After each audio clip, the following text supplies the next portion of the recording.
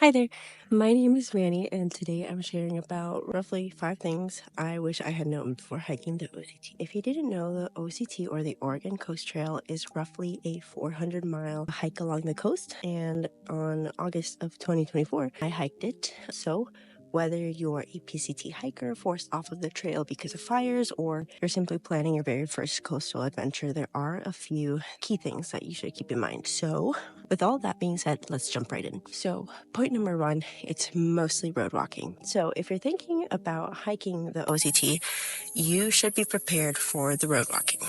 I knew going in that there would be a lot of road walking and a lot of road sections, but it's a completely whole different experience when you're actually out there walking miles on end on just asphalt while cars are zooming by you is pretty jarring because you'll be going from like gorgeous stretches of coastline to just these long road slogs, and that contrast can really wear you down over time. The scenery is worth it, but just be ready for those tough road miles. That being said, I would totally recommend some comfy road runners, but that's gear talk, and I'm not talking about that today, maybe another time. So point number 2.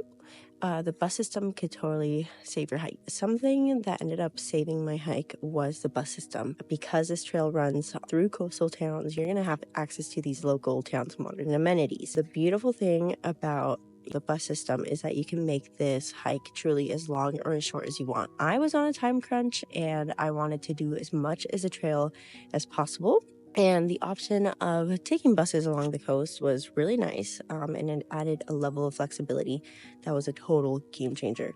So it's not just about saving time, but it can also be about safety. Some sections of the trail were a little bit sketchy. Some roads just had really small shoulders, so having the option of hopping onto a bus when needed was a really huge relief. However, one thing to keep in mind is that weekend and small town bus schedules can be pretty limiting, so planning just a little bit tricky. I'd always joke about with my buddy that this is a purist nightmare, since sometimes taking the bus is really your best choice. So if you're a purist, you might struggle to accept that buses are a part of the trail experience, but regardless, whether you're pressed for time or you just want a break from the walking, the buses really are a valuable option. Point number 3, it's more expensive than you think. Any through hike, sometimes it will end up being more expensive than you think. So that's just something to keep in mind, just the cost. The OCT can get expensive, and it was more expensive than I thought. You're never too far from towns, so that can make it super tempting to spend money on food and just extra supplies. However, it's also great logistically, since I didn't have to carry more than 2 days worth of food, so it was great for my back. Plus, the bus rides and just the campgrounds add up. I mean, I stayed at state park campgrounds almost every night, which can cost about $7 to $8 per night. And while stealth camping is an option for some, I personally just didn't feel comfortable doing it. I did meet others that were stealth camping, but they were mostly traveling as a couple or they were just guys. So I think to them that sort of added a level of safety, but to each their own, I guess. So, just be prepared for some of these extra costs if you're budgeting for the trip. Point number 4. Expect stairs and limited trail culture.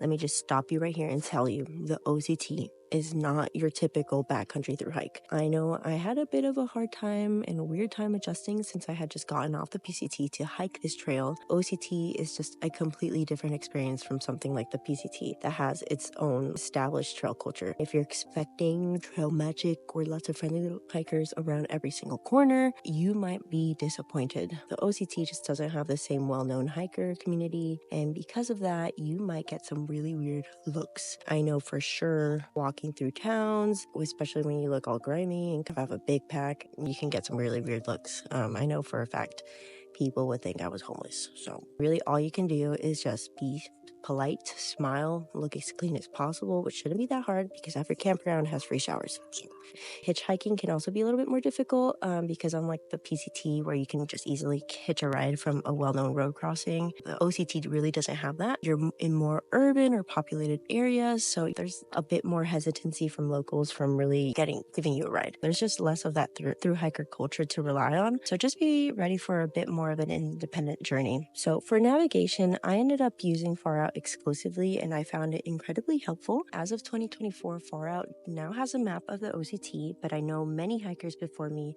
relied on Bonnie Henderson's guidebook. I had service almost every single day of the trip, so I could easily look up things if I got confused or if I wanted more in-depth reviews of a certain place. I found myself using a mix of both, mostly leaning on Far Out, and I made sure to leave plenty of comments since it's still new and I have limited information. So I encourage others to do the same and just to help future hikers of this trail. So another point to keep in mind is simply that weather does matter. Timing your hike is key. I had a friend of mine who hiked the OCT in May and just got rained on basically every single day of their hike. I hiked in August and the weather was really good, so I might recommend August, but that doesn't mean that it can't change drastically. So just be prepared for that. I would also highly recommend going southbound. The winds can be brutal when you're heading north, so it can make your hike pretty miserable. I know it can be a little bit challenging for folks that just don't have that option, that are PCT hikers flipping and might not have that flexibility or just the finances to really have that as an option. But if you can, I would recommend you going